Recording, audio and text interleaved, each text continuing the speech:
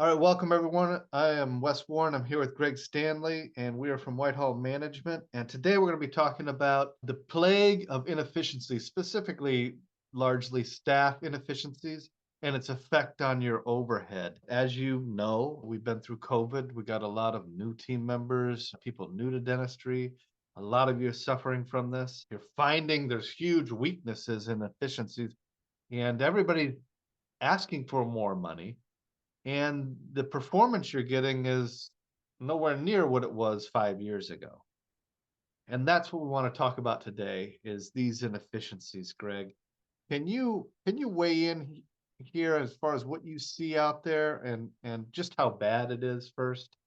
Sure. One of the things doctors think about first on the topic of efficiency or inefficiency is how they're doing with the patients they already have.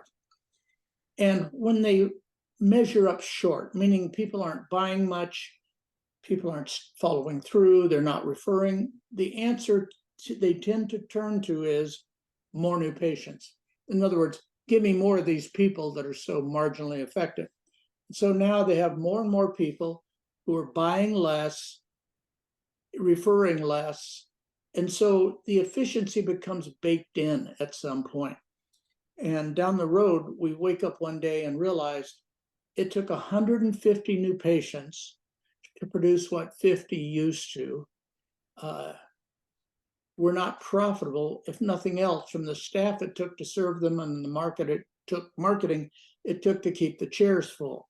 So when we start getting efficient, every chair starts to pay something. Every chair is valuable. We learn to make it so most chairs are refilled through referrals. In other words, we start to get our efficiency going in. Yeah, how many patients does it take when nobody seems to know what to say, how to get them to buy, how to get them to say, stay? That's inefficiency. Too many practices are settling for this. Unfortunately, it all comes down to one answer: more new patients. More new patients. And the next chant we might be hearing, and I like to hear this one, is more better patients. And so there's some thought along those lines. And sometimes that's a benefit too. But if we don't get our doctors and our associates and hygienists getting the most, doing the most for the people that are in front of them, this is not profitable. It's not optimally profitable. There may be months where you make a profit, but it isn't what was meant to be. We're Right. spending $150 to $250 to get a patient to call on the phone. Now, if that phone isn't answered right, or when those patients show up, they're not treated right, they're not shown cases with urgency and clarity, that's inefficiency, and we suffer from it. It takes 100 of those people, just to get 20 good patients. Yeah, yeah. There's a few areas that I see. So one of them is this weak team member, Greg. So we've been plagued with all these new team members being piled on. And because of that, our key team members are being occupied training them and doing kind of daily tasks and not really optimizing efficiency. And you listed off quite a few of the major efficiencies of practice. So how the phone is answered is one. Treatment coordination, following up on open treatment plans. This is all stuff that goes by the wayside when we have weak team members. They don't. They're all new to dentistry and they don't know that they need to do these things and they need that this is part of their job and they need to do it on a daily basis. All stuff that drifts in a practice, and that's what I see. Even if you had a good treatment coordinator, if you got a bunch of weak people at the front desk, pretty soon he or she is sitting there doing and helping at the front desk and not doing their job as a treatment coordinator. And that happens throughout all the practice. One uh, Bringing in a few weak team members just suck the life out of your A players to where they are not being used to their highest and best use. I see that a lot. It's a big big inefficiency, a big problem in practice. To get to this level, a lot of times the bonuses involved, maybe some terminations and discipline actions, new staff, but you've got to get this efficiency back, or profitability is just on the chopping block. Yeah, and it's I think you could use a word to really describe it, and it's a sense of urgency for the team to produce that day. Meaning, back in before COVID, if we interviewed teams and talked with everybody, everybody would have that sense of urgency, this push factor, push for production, almost on a daily basis. They all had this sense of urgency to do that. And that has evaporated, as we brought in all these new team members. That's really what's missing, is that sense of urgency. Now, they might not know exactly what to do in terms of putting the day together and getting patients to stay and all that, but the urgency is not there. And Greg, you Let's made a big point, is to create that urgency. Sometimes it needs to be manufactured through bonus, where you start the ambers of urgency through bonus. You don't do it through a whip and say, "Hey, you guys don't have an sense of urgency to put my day together. What's going on with you people?" No, you start with a bonus carefully crafted to where they are motivated for that day to put it together. And the sense of urgency comes from inside them, is where it's got to start.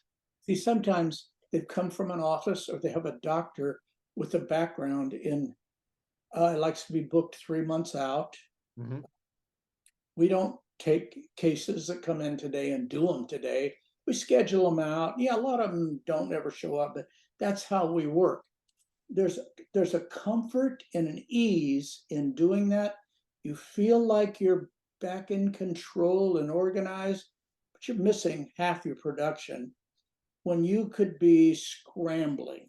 And yeah, it's a little crazy, but I'm starting to think that the profit from dentistry, the noticeable, measurable profit, kind of comes out of crazy.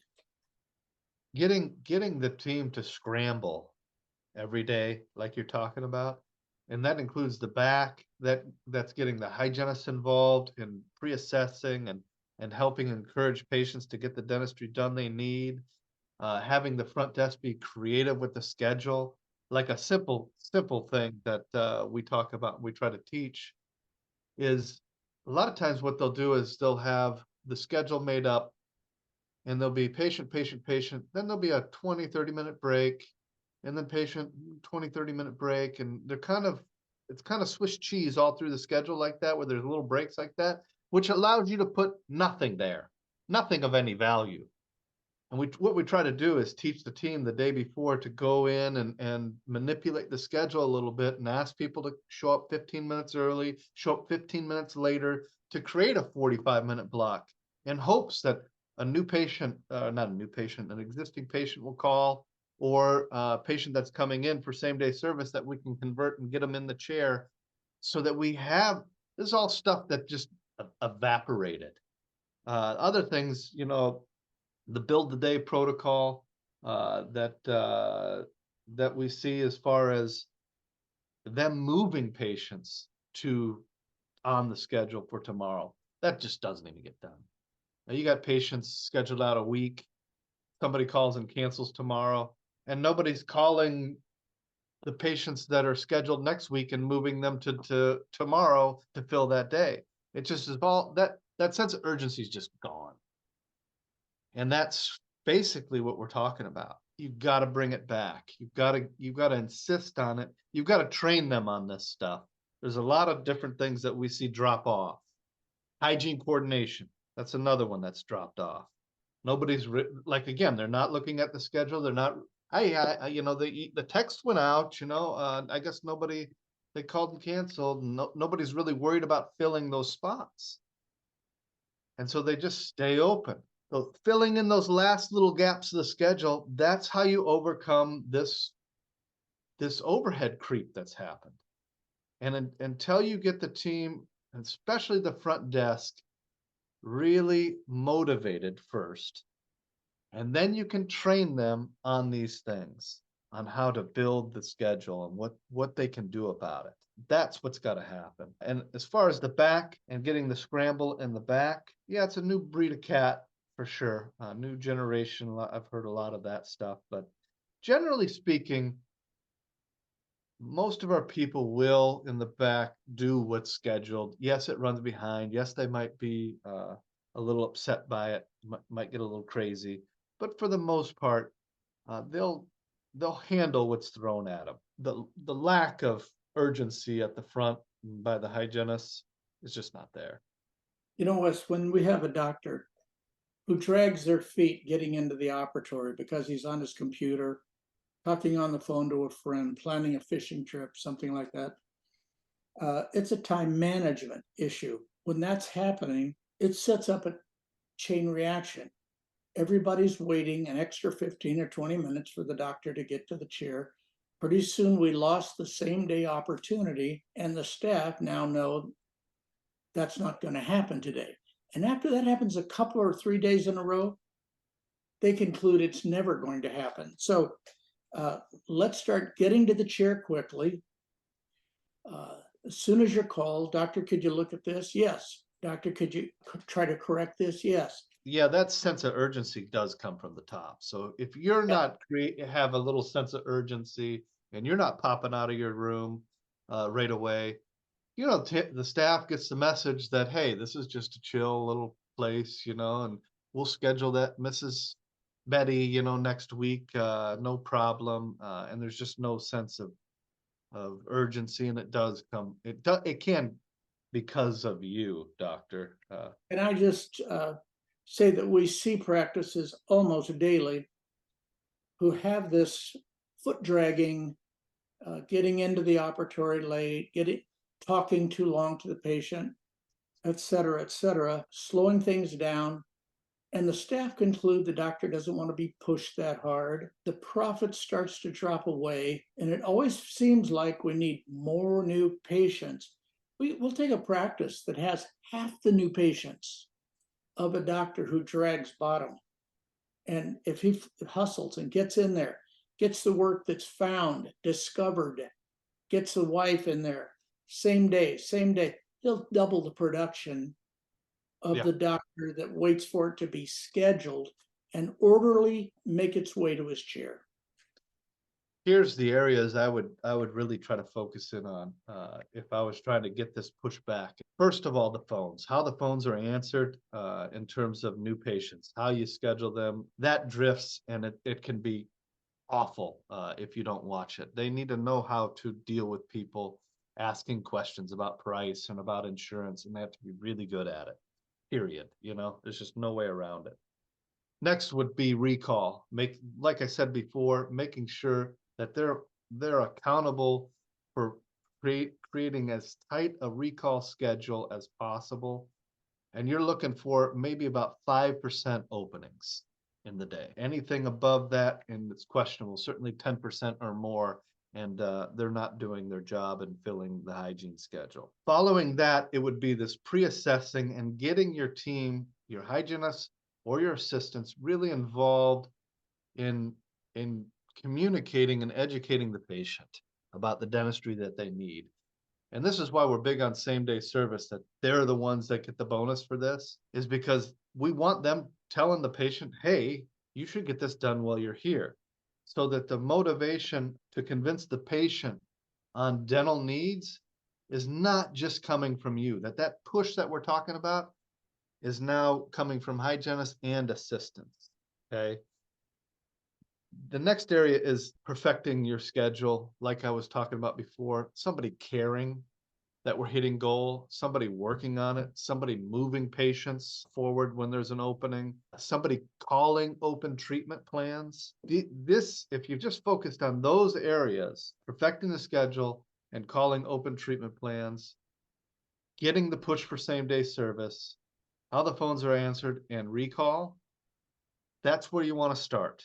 That's where you want to make sure everybody's in harness pushing in those 5 critical areas to start. And we do it a lot through bonus. So we have phone bonuses. We have the same day service bonus. We have the fish day bonus to perfect the schedule for the day. So a lot of this we do is we craft the bonus to shape the culture so that everybody's pushing in lockstep for a goal. And that's for them to get their bonus.